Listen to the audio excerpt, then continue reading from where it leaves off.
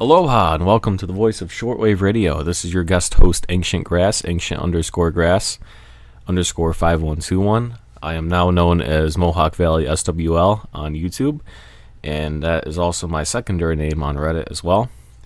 It was a username used about 25 years ago. However, that is no longer in use, so I decided to take it over as my own. So I'm sorry if you are or were a former member of the Mohawk Valley SWL group. It was available, so I took it. Anyway, I'd like to welcome you to the program. Today I'd like to talk about a few things. I'd like to talk about the Voice of Turkey. The Voice of Turkey, or the Voice of Turkey, is a really good radio station. I really enjoy listening to that shortwave broadcaster. I enjoy the music on their Turkish broadcast and on their other language broadcasts as well. They broadcast in a whole bunch of different languages, and they're also available over satellite and on shortwave, of course. They're known as TRT World or TRT Voice of Turkey, and I really enjoy their broadcast. I've actually received a QSL card from them, and it was a really beautiful QSL card. And I'd like to show that on the VOSR website, so feel free to check that out. The Voice of Turkey, they are basically like any other shortwave broadcaster. They have news, they have cultural segments, they have several different segments on like educational things, not just with Turkey itself, but with like things around the world. Things regarding the Turkish people, Turkish culture, and the government of Turkey, but also world politics as well. Also, they have like their own foreign policy program. They have segments like "Did you know that?" and things like that. Kind of like you should kind of compare it to like NPR. It's very similar in that regard. So I really enjoy listening to those segments, and I enjoy listening to the Voice of Turkey as well. I like the fact that they play the older Turkish music, like from the 90s and early 2000s. I think that music is really good. And, I kind of build my playlist on some of the songs that I hear on the Voice of Turkey. Like, I don't know, as music that I really enjoy, so... But yeah, that's what I also loved about international broadcasters, is that you get to hear music from around the world. So besides the Voice of Turkey, of course, there's Radio Romania International. Radio Romania International is very similar. They have a really booming signal over here, as well as Voice of Turkey, but I noticed that Romania's signal is super strong in this area where I live. And they have a lot of the same things, cultural segments, news regarding Romania. It's not so much like the Voice of Turkey, where they focus on the world politics and news as well. They mostly focus on Romania. But it's still a really good program, and you learn a lot about Romania and Romanian culture on their broadcast station. Also, they have their cultural segments, music, and things like that people really enjoy. They do QSL cards, but they only do EQSL cards. They don't do physical QSL cards like the Voice of Turkey. But a lot of people collect those. And I have not yet received one from Radio Romania because I have not sent them in a reception report, but I would love to at some point. So I also recommend listening to them. Besides Voice of Turkey, I do like listening to Radio Romania International as well. Also, of course, there's China Radio International. They're a little bit weaker where I live, but I know people on the West Coast pick them up really well. So they have a lot of the same things. It's very like an NPR setup. They have the news from around the world. They have certain segments regarding life in China, Chinese culture. They have like programs like Light on Literature, foreign policy programs, and I was listening to the other day, and they had a program about Confucianism, which I found really interesting. It talked about a Chinese man who was living in Canada, and he was talking about how Confucianism really developed his professional life and his success while living in Canada. I really enjoy programs like that because it kind of like opens your eyes to different ways of living, different beliefs, and things like that. So I've always enjoyed learning about those types of things, and listening to all these shortwave broadcasters really opens your eyes to these certain things. Same thing with like Voice of Turkey, for example. Sometimes they have segments on the Islamic religion, which I find very interesting, like holidays like Ramadan and all that, and how like fasting is in Turkey, you know, and like during their travelogue segments, I heard a program about that one time. Also like Radio Romania International, where they talk about like the Christian church there. They have like all the different belief systems that you can hear on shortwave, and you know, learning about them, you know, don't necessarily have to believe in them, but I think that learning about them are pretty interesting. You know, I've always been into that educational thing, learning how people from around the world, you know, live their lives and how their beliefs influence their culture, etc. So, very interesting stuff. That's what I liked about shortwave. It kind of like opens your eyes. Of course, there's some crazy religious stuff on there. I tend to avoid that stuff, but you know, like a general overview educational thing about religion, I kind of find that interesting. You know, whether I believe it or not, that's another question, but I do find all that stuff really interesting. And to circle back on the whole cultural thing that you can hear in shortwave radio, things like China Radio International, where you can hear about the, you know, China, like maybe 100 years ago or 200 years ago, and kind of learn about that history. You know, I really enjoy programs like that, like on literature, like I mentioned earlier. Also, I do enjoy like the traditional Chinese music. I think that's very enjoyable. That's one of my things that, you know, if I'm scrolling through the radio in an afternoon, I look for that in particular. I know it's the same songs like over and over again, like on their German and Portuguese broadcast, but I do enjoy listening to that kind of music because I find it very relaxing. I've actually made several recordings of those broadcasts. So those are some of the things I've learned to look for on the shortwave radio spectrum. Also, I did notice that there was a new broadcast for China Radio International out of Cuba that plays the traditional Chinese music, and that is in Portuguese, and it's relatively new. It's on the distorted Cuban transmitter, but when they were playing that music, it came through very well since it's all instrumental. So it really wasn't that distorted, but you could tell there was some distortion in it. I'm sure if there was voice, you could definitely tell the distortion there. But with the traditional Chinese instruments, it wasn't that bad. And this was a broadcast that I heard on the 22-meter band. And yeah, it's out of Cuba, and I've seen other people that have received it. Pretty similar signal quality across the United States. It's almost like it's beamed at the United States despite being in Portuguese, so. But yeah, it was a very good, enjoyable listen, and I was surprised to see the traditional Chinese music coming through so strongly. So there's that, and I do enjoy some of the other broadcasters like Radio Habana Cuba when they actually don't have the distortion. I do enjoy listening to that. I also enjoy listening to like CFRX. It's a Canadian relay of an AM station in Toronto, 1010. And I do enjoy like some of the Canadian news that they have because it gives you a different perspective from Canada. And I don't necessarily pick up the Canadian stations too strongly here, especially the news talk stations in English anyways. So it is nice to listen to that. I cannot pick up the 1010 kilohertz out of Toronto, so picking up the shortwave relay is very nice, and I can listen to things like the CTV National News and things like that. So that is really nice to be able to pick up. Also, things that I listen to like the American broadcasters, like Voice of the Report of the Week. I like Worldwide Country Radio. You know, I'm not a big country music fan, but I do enjoy the older country music, and Worldwide Country Radio actually it's a pretty good broadcast. You know, I'm glad that WWCR has that. It's around 12 p.m. Eastern on 12160 kilohertz, and it's a very good program. I really enjoy it. It's one of the things that if I'm looking for a strong shortwave station, I'll tune into it.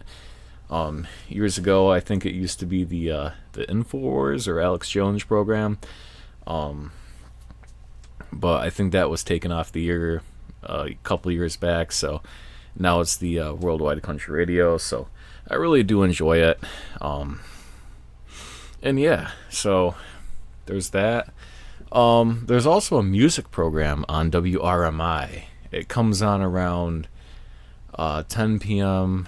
or maybe 11 p.m. Eastern on 5950 kilohertz.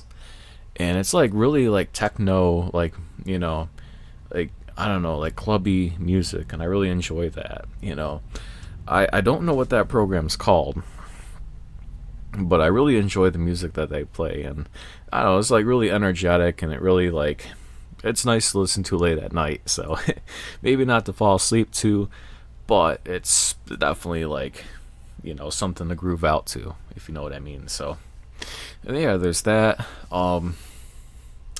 But yeah, Voice of the Report of the Week's good because it starts out with the news, which, I do get a lot of my news from shortwave, like the BBC, CRI, Voice of Turkey, etc. So I do enjoy the news segment that he has, and I love the fact that he gives the news in a non-biased way. So it's not particular to one opinion or the other, and it's not like supporting one political party over the other. So that's what I really enjoy. And then the music he plays, it's all listener requested, and I've actually requested a few songs, and he's actually played it on the air. And he said, hey, this is a song request for and my name. So I thought that was very nice, that he always reads his emails, and he might not respond to all of them, but he does read them all, because I one time I emailed him, and he sent back, or he didn't send anything back. It was more of he read on the air the email that I sent him, and he thanked me for being such a loyal listener. So I think sending these broadcasters, like VORW and the international broadcasters, these emails or letters does help let them know that you're listening to their programs. And it lets them know that there's people actually listening to these programs. So, they continue their funding, they continue doing it. Because if nobody hears any correspondence, they're going to think that nobody's listening, and there's no point of doing these broadcasts anymore. So it's very important to send out a signal report, let whoever you're listening to know that you're listening to their program. Another thing that I enjoy about shortwave radio too is like the mysterious signals.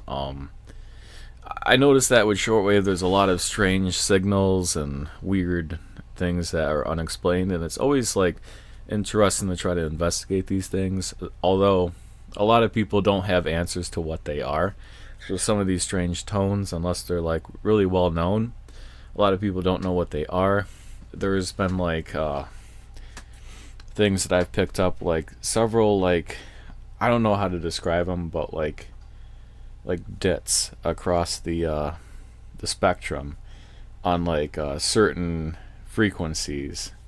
It was called the Pips network by a Reddit user. I mean, it's not its official name, but that's what it was dubbed on Reddit, and they were across the entire spectrum. These dits, every second or so, and it goes all the way from like 2.5 to like 20 megahertz. And there was like really no explanation of what that was. It's kind of like a mysterious signal. So that's one of the things that, like, trying to figure out like what this stuff is. That's always interested me, even though like I haven't been able to find out what it was myself. Other people investigate it, and hopefully at some point they'll come to an answer as to what that might be. There's also the number stations, which I'm pretty sure everybody's heard about. I haven't picked those up in a while, but they are interesting. I remember when I was younger, I used to pick those up a lot. And there's also the U.S. Air Force, the phonetics, where they're like Bravo, Delta, Tango, X-ray, and you hear that, and I always make sure that if I come across that, I make a recording. I don't know what it is, and I don't know how to decode it. Obviously, it's top secret military stuff, but it is interesting to come across that, whatever it might be, like some sort of launch code or whatever. It's interesting, like, you hear a whole bunch of them, you might think something big's going to happen, So there's that. And then there's also the ham radio operators, which I really enjoy to listen to. I'm mostly in it for the broadcasters, but, I do enjoy hearing the ham operators every now and then. Sometimes I'll tune to the ham bands, sometimes I'll listen to the normal ones. Sometimes I'll try to seek out the weird ones, the fringe ham radio operators, like on 7.2 megahertz, and things like that. So, there's a lot of interesting things to listen to on the radio. Some nights, like on Fridays and Saturday nights, I seek out the pirates. I do enjoy listening to some pirate stations. I always make sure to make a recording. Information about certain pirates that you might hear, you can find on HF Underground. It's a website where you can kind of find out all different types of, non-broadcast type transmissions on shortwave radio. So any pirates or anything like that, any strange signals that might be able to be picked up, you could find it on hfunderground.com. And so the pirates are good.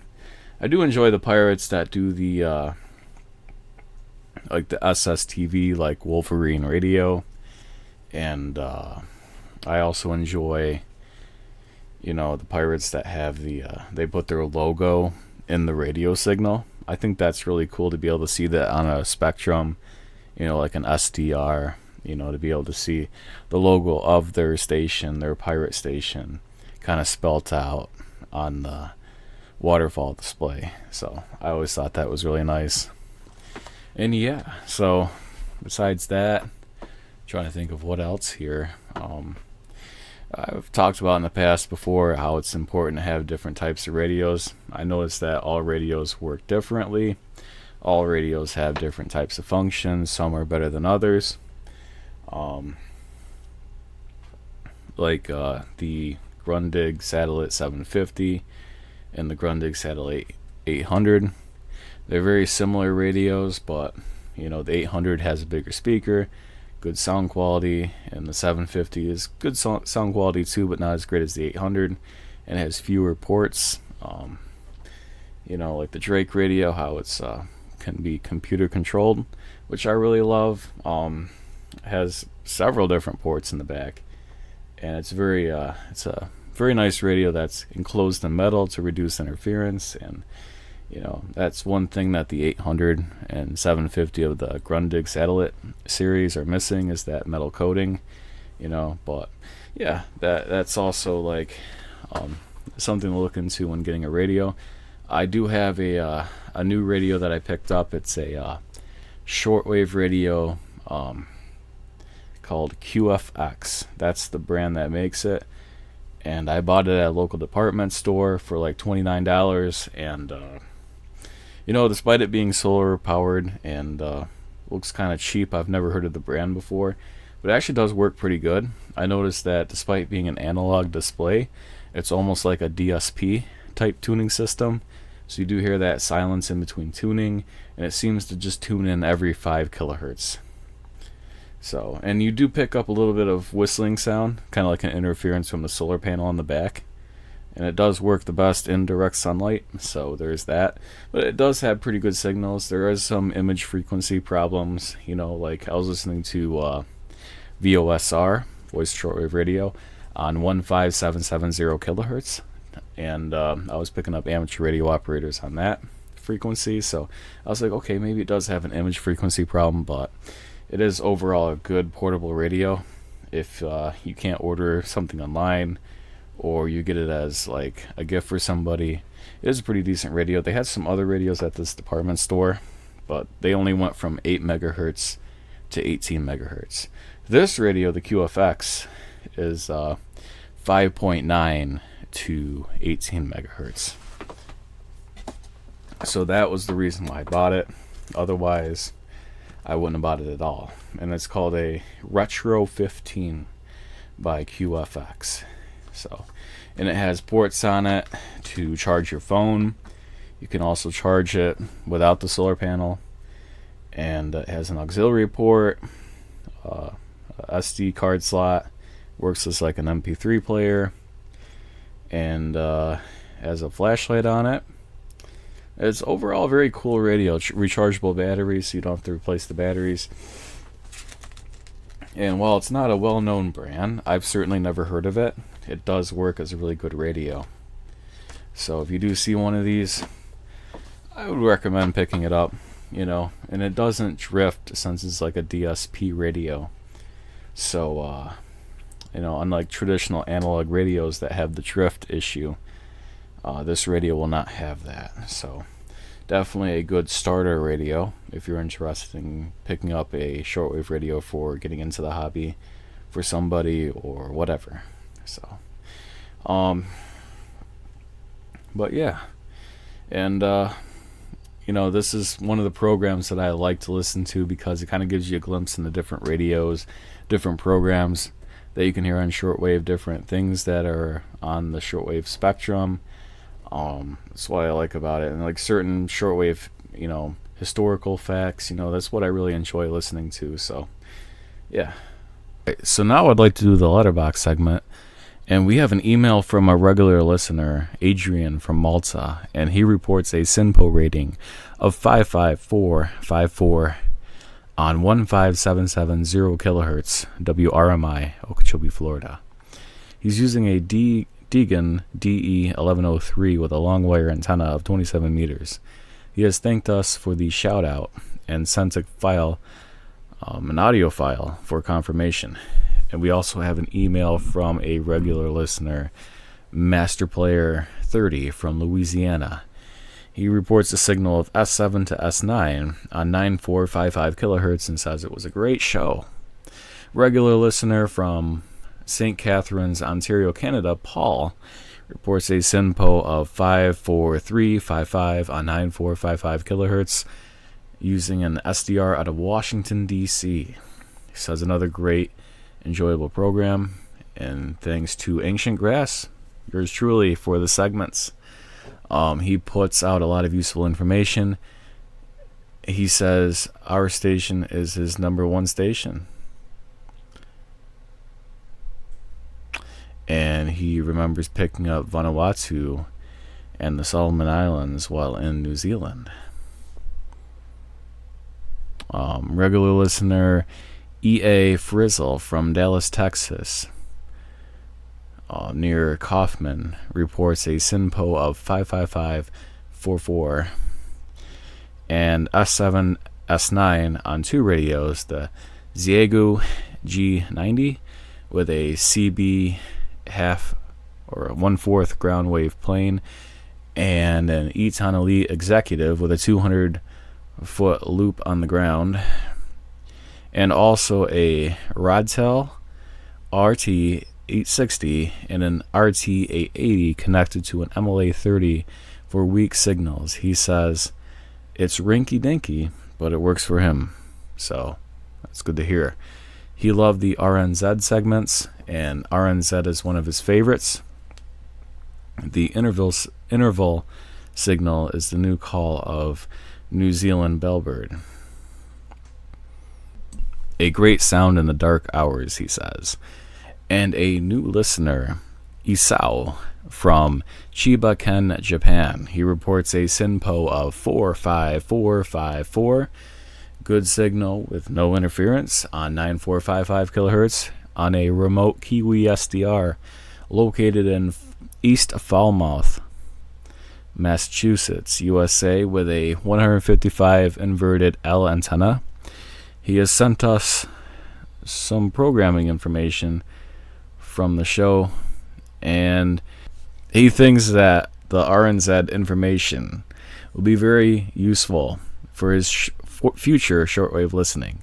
Also, new listener Chris from Portland, Oregon, he caught the show on 9455 kilohertz, listening on an off-center fed dipole with 137 feet of wire in an inverted V with an apex of about 30 feet off the ground. Also, regular listener Justin from DeForest, Wisconsin, reports an S8, S9 on the meter with brief periods of intense noise. SINPO 55343 on an RSP Duo with an MLA 30 antenna. He says he occasionally manages to catch RNZ while listening to shortwave and is always excited to get them. Then goes on to ask about their DRM broadcasts. Ask for some DRM software, or is a DRM radio better? So Justin, I think that the DRM broadcasts, they're not too common on shortwave radio. They are there. I don't know of any good DRM software or DRM radios because I'm not really into that. However, they do exist, and I'm sure you can find some information on YouTube about it. That's where I would go. I've seen a few DRM receivers, and there is software out there that you can use for DRM with like a SDR, like the RTL SDR or the AirSpy, but I'm not quite sure what it is. It is available on the internet. If I ever look into it, I will make that a future segment. However, I cannot answer that at this time. But in the future, I will look into this and I'll try to make a segment on what I found out and what has worked the best. And, I've been interested in looking for a DRM receiver. I haven't done so at this time. I've picked up DRM broadcasts before. Usually it just sounds like noise. And I used a Kiwi SDR near me, somebody else's radio, where I looked up the frequency. I got it to that point, and I decoded it using their DRM decoder. But that's the best I could do with that.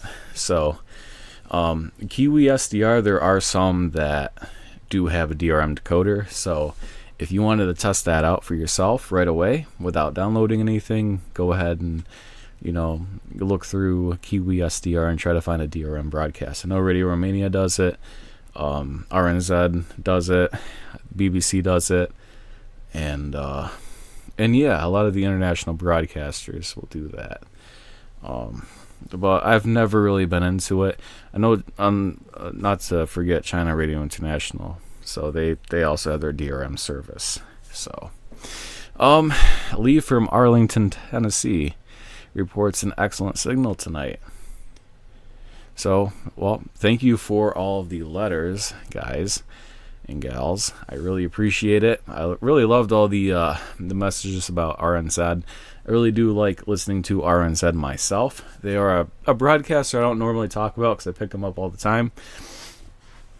But usually late at night when I pick them up here on the East Coast, I do enjoy listening to their news segments. I do get a lot of my news from their BBC segments and their New Zealand news, and they also have the their different cultural segments for like the Pacific region. I do enjoy all of that stuff, and the music that they play sometimes, it's really good stuff. So they are one of my favorite broadcasters, and I can pick them up from really late at night, like towards midnight, until like around 9 o'clock in the morning. So definitely an enjoyable listen.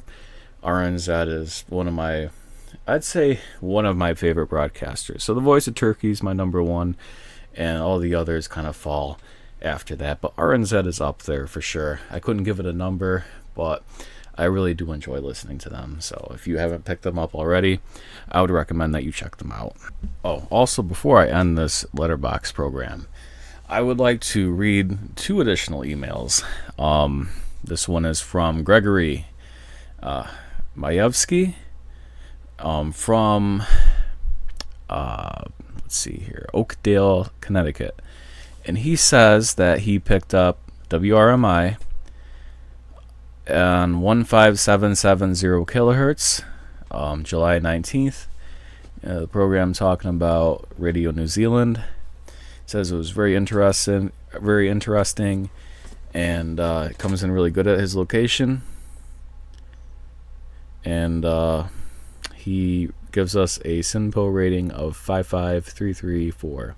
He's using a 40 meter, 66 foot end-fed half wave with a 64 to 1 feed point transformer. His radio is a Raspberry Pi and AirSpy HF plus Discovery SDR combination, and he sends his best regards. So thank you for that email, Greg. We really appreciate it. We also have an email here from John in Concho, Arizona. He reports a great reception on 9455 kilohertz, SINPO rating of 55555 on a Texan PL880 with MLA 30 active loop antenna. He also comments that it was a great show, so thank you very much for that, John. I really appreciate it. I was just in Arizona back in June, so about 2 months ago. I really enjoyed it there. Very hot, so. And thank you for picking us up. I did pick up the show while I was out there, and I also picked up VORW. I really enjoyed it. Voice of the Report of the Week, so yeah. And thank you for all the kind emails and comments. If you'd like to send them in the future, the email address is VOSRINT@yahoo.com. That is Victor, Oscar, Sierra, Romeo, India, November, Tango @yahoo.com. And please feel free to email any comments, any suggestions, anything like that, any questions that you might have. We are always happy to answer those. And you can get your own shout out on the air. So, yeah, please, that is VOSRINT@yahoo.com. Please feel free to email us. Now, I would like to talk about what I really enjoy about shortwave radio. So I really enjoy listening to shortwave because it's, there's not too many visual things that you can get distracted by, like a website or like scrolling through TikTok or YouTube on the internet. It's kind of like you can tune around and get distracted by that. But if you're listening to like the news or a program or whatever, you kind of can just like focus on that. If you're outside, you can like look around at nature while still listening to the radio, so I do kind of enjoy that, and the fact that you can take it anywheres with you. There's some times where like you don't want to bring your cell phone with you. You don't want any distractions from the rest of the world, and you just want to listen to your radio, just by yourself with nobody bothering you. So that's what I really enjoy about it. Also at home, like late at night, when you just like tuning around the radio, you have all the lights turned out, and it's really nice to kind of like relax too. You're just sitting there kind of like in the dark or a dimly lit room, and you're just tuning around your radio dial, nothing else to distract you. No videos, no televisions, no explosions, and some movie in the background. You just have the radio, and you never know what you're going to hear. What kind of music you might hear, what kind of news you might hear, what kind of opinion you might hear. And who knows, you might even take that as like something that you've never heard before. Like, hey, that's a different perspective. That's something that I never thought about before. Kind of like I was talking about Confucianism earlier on, and I'm like, wow, that guy's success was based on his belief in Confucianism, And I always thought that was really interesting, just like hearing different perspectives, different things. Even if it sounded somewhat crazy, I was kind of like, all right, I don't necessarily believe it, but like there's people out there that believe in this stuff, and it's kind of interesting to hear this like alternative perspective, I guess you could call it. And it's like, I don't know, like it's kind of like you're discovering something that you shouldn't, like I guess it's why people, they explore random websites. Like, I don't know, I was listening to like a YouTuber, and he was talking about like the dark web. Like, you pull up like, these different links or whatever, and it takes you to like, some crazy thing, and you're just like, that happens on shortwave radio a lot, And I heard one YouTuber put it. His name is VW or V West Life, and he calls shortwave kind of like the dark web of the radio, because it's so much like obscure and weird stuff, kind of like, and you never know what you're gonna come across. You know what I mean? So I do kind of like view it as that. You know, shortwave is kind of like the hidden radio of, you know, what's not on the mainstream, you can kind of find on shortwave. So like below FM, above AM, kind of like that band that not a lot of people know exists, but enough people knows that it exists to make it somewhat popular for these weird and strange things to happen on. So that, and the fact that it goes around the world, so it is kind of its own worldwide web in that sort of respect. So it's very interesting. I don't know, you just never know what you're going to come across, you know, what somebody might say, what you might hear, what spy transmission you might come across, you know. All of that stuff is like really interesting to me. So that is why I really got into radio, you know, just for all the crazy stuff and things that you might come across. So, and yeah, just like putting on headphones too, you know, nothing else to distract you and not knowing what you might come across. I guess you could say that radio is very therapeutic in that regard. You know, it's a very seldom hobby. You know, not a lot of people. You can't really have a group of radio listeners. I mean, you could, but it's more of a solo thing. You know, you just kind of like, you're in your radio room, you're alone by yourself. You might even be out in the garage or in a shed or wherever you might be listening to the radio, and yeah, it's kind of like, I don't know, it's like, it really sets the mood. Like, it's, you know, you're by yourself in a dark room, you know, listening to the radio. And I guess that kind of aspect of it is what I really enjoy, you know. Because you never know, like, you might hear China Radio International and they might be talking about, like, how life in China is actually better than life in the U.S. And you might be like, huh, is it? Or is it not? You know, you kind of have to look at it like that. But it's always interesting to hear these different perspectives, you know, even if you might not believe it. But yeah, so there's that aspect to it. And yeah, feel free to let us know like what you like about shortwave radio as well. It's always interesting to hear why other people like shortwave radio. One of the things that I've always wanted to do was become an amateur radio operator.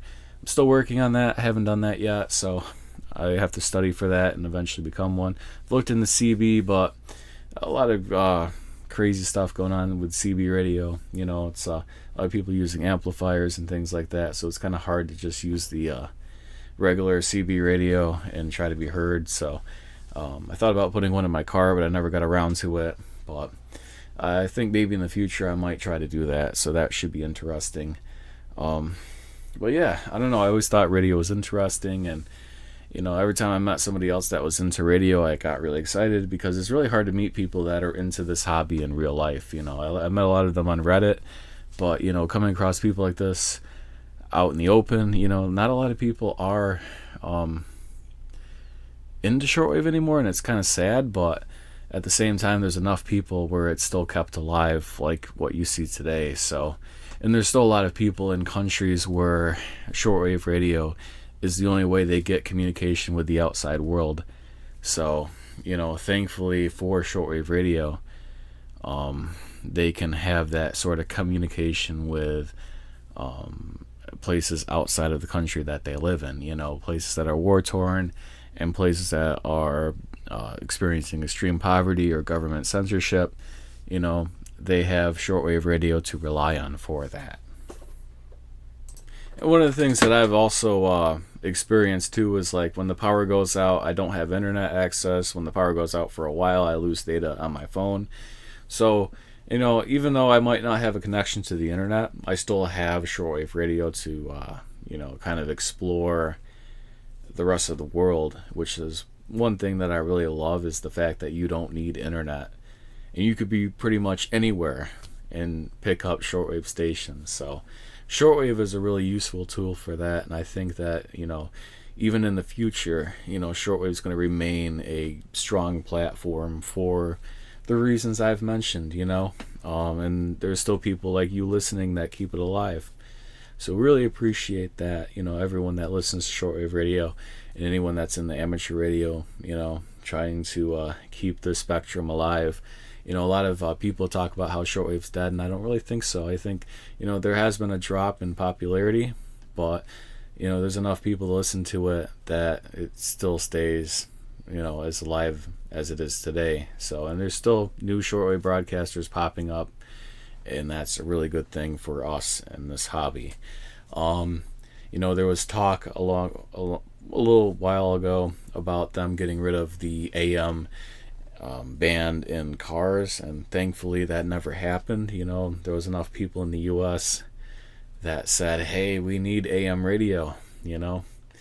It's an important medium, and it goes a lot further than FM, so in an emergency, AM is very useful. If you don't have a shortwave radio, AM can travel over long distances, especially at night. So thankfully cars still have AM radio. I know that my car, I drive a Subaru Forester, and the AM radio in that is really good compared to other cars I've had. So I'd be like parked in a parking lot, and I'd be picking up stations during the day all over the band. They might be really weak, but I'm still pulling them in even though it's during the day from like a couple hundred miles away. Like I live in central New York near the Utica area, and I'm picking up like 5:30 a.m. out of Toronto, and I'm picking up 790 out of Watertown, and I'm picking up stations out of New York City, even during the day before it hits nighttime. So, I think the antenna placement on the car that I have really helps in radio reception, and I did notice that cars have really good AM reception, especially when everything's off and you're just in auxiliary mode. If you wanted the AM DX, cars are really good for that. And I've always wanted to install a shortwave radio inside of my car, but I've never done so. So if you've ever done so, please feel free to let us know. I do know that there were shortwave radios that were made for cars, and they, the older ones are really popular in Europe. They had shortwave and longwave on them, but they've also made ones for here as well in the US. Maybe like in the early 2000s, but you can still get them. So if you do have a shortwave radio in your car, please let us know. And I do enjoy seeing that stuff. And if you have anything interesting like this or anything at all, feel free to post it on our subreddit, r/Grundig Shortwave Radio. And that's r/Grundig Shortwave Radio. So please check that out and join. Post anything radio related. We really enjoy anything that has to do with like our new radio you might buy, anything you picked up, any sort of thing you might have built, some kind of homebrewed, radio or something like that. So please feel free to post that there. But I always enjoyed that, and when I was a kid, I always thought it'd be cool to have a shortwave radio inside of my car. And now as an adult, I still haven't done it yet, so that's something that I should get on top of and do as soon as possible. But hopefully I can explore the AM band in my car a little bit. I'd like to do that and maybe post a video on my channel or on the Grundig Shortwave Radio subreddit. But yeah, so there's a lot of interesting things that you can pick up on the radio. I think that AM and shortwave are very interesting because they can travel over long distances. FM is also kind of cool because you do have like things like sporadic E where they do travel over long distances, but that doesn't happen all the time. Television used to do that too. It used to have like sporadic E and like the tropo, and it was interesting to kind of see like television channels from like all over the country coming in your local area. I've experienced that when I was a kid, using a TV antenna. So I always thought that was really interesting. Unfortunately, with digital television, that doesn't happen anymore because most channels are UHF. It did happen a few years ago, probably back in 2017. I remember, I think it was, 2017. I was like messing around with an antenna, and I picked up a whole bunch of channels out of Rochester, which is pretty far away, almost like 200 miles, maybe 180 miles, I would say. And all these Rochester channels came in when I did a channel scan. but they went away the next day, and I've never picked them up since. So that was sort of a one-time thing. That was interesting, but yeah, AM and shortwave do this consistently, so that's why I always found that these mediums were really interesting in my opinion. And I think that's why a lot of people are into like AM and shortwave DXing, because they enjoy listening to different stations from all over the country, and sometimes, well, in the case of shortwave, all over the world. So there's a great interest in kind of hearing things that you don't normally hear. Kind of like, why people love the internet, because you're exposed to so much from all over, not just your local area. Like with FM, it's like the same stuff over and over again, because it's like the local stations in your area. But when you hear something from a faraway a country or area or wherever, it's always interesting, because you're like, hey, I'm not used to hearing this, and it's always interesting to hear something that you would not normally hear, or maybe something that you're not supposed to even hear. So you're like, wow, that's pretty cool. So yeah, I always found radio interesting for that language, for that reason. One disappointing thing that I've heard though is that there was a shortwave broadcaster that broadcasted from South Korea into North Korea, and they stopped their transmissions. I think that's a really bad idea, because a lot of people in North Korea, they can't get broadcasts from other areas, because they're in a country that controls the media, so, and like internet and all that. So the fact that they stopped their shortwave broadcast from South Korea into North Korea is kind of disappointing, because like, how else are people in North Korea supposed to get like an outside perspective, you know what I mean? So yeah, I think that disbanding shortwave is a very bad idea. That's one of the things that the U.S. government kind of found out, like when they disbanded Radio Farda and some of their other, like Voice of America. They still haven't brought back Voice of America, but they brought back Radio Marti, and Radio Farda, because there was the ongoing instability with Iran, so they decided, hey, we're going to bring back Radio Farda, for the that whole broadcasting to Iran, and Radio Marti to broadcast to Cuba. And the U.S. government, they wanted to disband these stations, but soon they realized that a lot of people listened to them, a lot of people relied on these stations, and they brought them back. Hopefully soon they'll bring back the Voice of America, because right now the only broadcasters that you have broadcasting to China are Radio France, the BBC, and China Radio International. I think China Radio International has a huge presence in Africa. They have a lot of English programs that are specifically targeted towards Africa. Programs like the Chinese perspective of Africa, or I think it's the African perspective of China. And it's targeted towards people living in Africa. So, China's doing a lot of interesting and, involvement in China. So they're like helping China with its infrastructure and things like that. And China's like getting this really big reputation within Africa that the U.S. used to have. But now the U.S. doesn't have that anymore. So I think that, not broadcasting to these specific parts of the world is a very bad idea for the U.S. to do, because we're losing our influence. I definitely think that we should reconsider our approach when it comes to shortwave radio here in the U.S.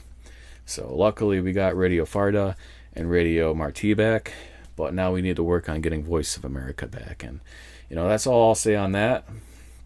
I think it is a bad idea to go away from these shortwave broadcasters, because there's a lot of people that do rely on shortwave. It's not just a hobby for some people. For some people, it's a necessity. This is all they have. This is their only connection to the outside world. They can't use the internet. They can't listen to an FM station to get their news. That's not controlled by the state. They need shortwave to get that outside perspective. So I definitely think that we should, not divest from shortwave, but rather make sure that we continue broadcasting in the shortwave medium to reach these people that might not have any other option. So, but yeah, so besides shortwave for a necessity, it is a really interesting and fun hobby. One last thing I'd like to talk about is keeping a log. Now, some people keep a computer log. Some people, they keep a physical logbook. Myself, I've been using the SG Control on the Drake R8, and that lets me log stuff on the computer through Linux. But for the longest time, and I still do this, when I'm not using the computer, I keep a paper log. It's like a notebook. It's a really nice ringed notebook. It's called it just says journal on the front. I bought it at Walmart, and it's really durable. Nice paper, a thick cover, and I write all the things that I pick up on shortwave. Sometimes I just write the frequency, time, and what it was, and the signal strength. Other times I write like what I heard, even if it's like crazy stuff, I'll write that down. So I really hope no one finds my journal because they'll think I'm crazy. But yeah, sometimes I'll write down what I hear, and sometimes I'll write down anything interesting like music that I might be able to hold my phone up to the radio and find out what it is. I'll write down the song and the singer, like on Voice of Turkey and Radio Romania and China Radio International. But yeah, that's one thing. I keep my journal, and sometimes like when I'm listening to like the BBC, I also write down like what they're talking about, what the news is for the day, things like that. I started trying to get into writing the SIMPO rating. That's what you should write, but sometimes I just go by like it was a very good signal, or it was a very poor signal, very weak. But yeah, and I also write the solar conditions on here just to see like why I was picking up so many stations that day as opposed to another day. Like the KP index, solar flux, and the number of sunspots. But yeah, I always enjoy keeping a log. I also log anything strange that I might hear, like tones that seem like they're out of place, weird beacons that seem like they're out of place, and like the PIPS network that I talked about earlier. I like to log that, to kind of like, because there's one time like I didn't think I'd share this with anybody because it's my own personal kind of like diary or log for radio. But we were talking about the PIPS network on Reddit, and I was like, hey, these are the times and the frequencies that I picked it up on. And it's kind of like a pattern, like it's like, every like 500 kilohertz or something. And it's, and you can kind of see that when you log it, like, hey, there's some kind of like mathematical, pattern behind this. You can kind of see that when you log all this stuff that you might come across. So, and your log is very particular to yourself. So anything that any way that you write it down is acceptable, because usually most of the time you're the only one seeing it. So as long as you can understand it, that is all that's important. There's no rhyme or reason to it. So just go ahead, grab a book, and write down what you're hearing, because my logbook is like set up in several different formats. It started off with just songs I heard on Voice of Turkey, and then it ended in like very professional, like a list of frequencies, SIMPO ratings, and name of broadcaster, location, etc. So it's all up to you, whatever you want to do, and however you want to set it up. So I recommend keeping a physical logbook or a log on your computer. You can even do it through Excel. You can look for programs that do it for you, like the SG Control. That has its own logging system, which I really like, and I use it whenever I use my SG Control for my Drake R8. And I did talk about that in a previous section, so if you want to look that up, SG Control was created by Mark J. Fine, and it's on GitHub. It's used in Linux-based systems, so feel free to check that out if you have a Drake R8 or anything else that can be used with the hamlib library of radios. So feel free to check that out. And yeah, so I'm going to wrap things up here. I really enjoy doing these segments, and I really appreciate being a guest host of the entire program. It might be a little rough because this is my first time ever hosting a broadcast by myself, but if you enjoyed it, please let me know. If there's anything you'd like me to do differently, please let me know. And yeah, so I'd like to give out my email address as well. So my email address is Mohawk Valley SWL at gmail.com. That is MOHAKVALLEYSWL at gmail.com. And there's another Mohawk Valley SWL, but that is a Yahoo address and it hasn't been used in years. So please don't email that because you'll just get nothing back. I tried emailing them and it's no longer in service. So don't even try that. It's at gmail.com, Mohawk Valley SWL. That's where I live. So email me, let me know what you thought, thoughts, comments, questions, anything like that. Check out my YouTube channel, Mohawk Valley SWL, and on Grundig Shortwave Radio. That's the subreddit r/Grundig Shortwave Radio. So please check that out. And of course, in the subreddit, post anything you want to. That is radio related. So yeah, thank you for listening, and a big shout out to Jeff for letting me host the program. Thank you very much. I really appreciate the opportunity, and this is a great honor to be a host of the entire show. So, and I hope I made it an enjoyable one, and I hope to come back in the future. I really enjoy the segments on this show, like Houston SWL, and of course Jeff's segments, the host. So, yeah. So please check out the YouTube channels, of course, Wavecrest Guy. And so thank you very much for tuning in, and hooey ho, everybody. This is the Voice of Shortwave Radio, and that email address for the program itself is VOSRINT@gmail.com. Free to email, and the website is VOSRInternational.com. And I'll see you in the next one. Over and out, 73. Before I conclude for good, though, I just wanted to mention that our program schedule is 3 UTC every Saturday on 9455 kilohertz, and also on Saturday at 23 UTC on 15770 kilohertz to Europe. Broadcasted via WRMI in Okeechobee, Florida. You can catch our program on these frequencies, and this is on Saturdays. So, hooey ho, everybody. This is Ancient Grass.